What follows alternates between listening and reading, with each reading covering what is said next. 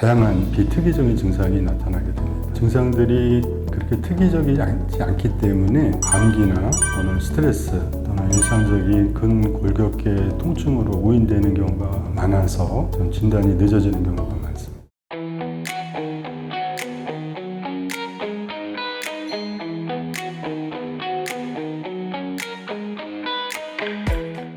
저는 고대 안암병원 류마티스 내과 이영우 교수입니다.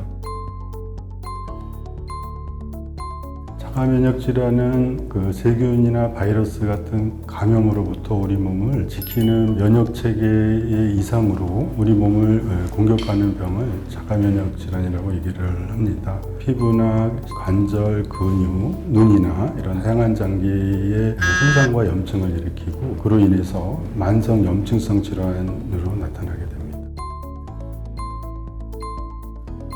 대표적인 병으로는 전신홍반 루푸스라든지 류마티스 관절염, 그 다음에 쇼그렌 증후군, 강직성 척추염, 혈관염 등 다양한 병들이 있습니다. 자가면역 질환은 단일 원인으로 생기는 것은 아니고요. 어떤 유전적인 요인과 환경적인 요인이 복합적으로 해서 작용을 하게 됩니다. 어떤 유전적 요인으로는 특정 HLA 유전자나 또는 면역 관련 유전자가 있는 경우에 유전적인 감수성이 증가를 하게 되고요. 환경적인 요인으로는 감염이나 또 흡연 또는 자외선 그리고 여러 가지 요인들이 작용을 하게 되고 이런 환경적인 요인이 유전적인 감수성이 있는 사람에서 작용하게 되면 자가면역 질환이 발생하는 모델로 설명할 수 있습니다.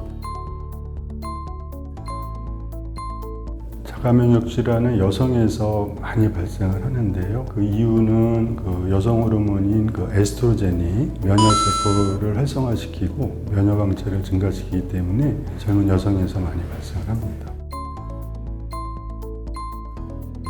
침범하는 장기에 따라 다를 수 있지만 일반적인 피로감, 관절이 뻣뻣하거나 관절통, 체중 감소 등 다양한 비특이적인 증상이 나타나게 됩니다. 증상들이 그렇게 특이적이지 않기 때문에 감기나 또는 스트레스 또는 일상적인 근골격계 통증으로 오인되는 경우가 많아서 좀 진단이 늦어지는 경우가 많습니다.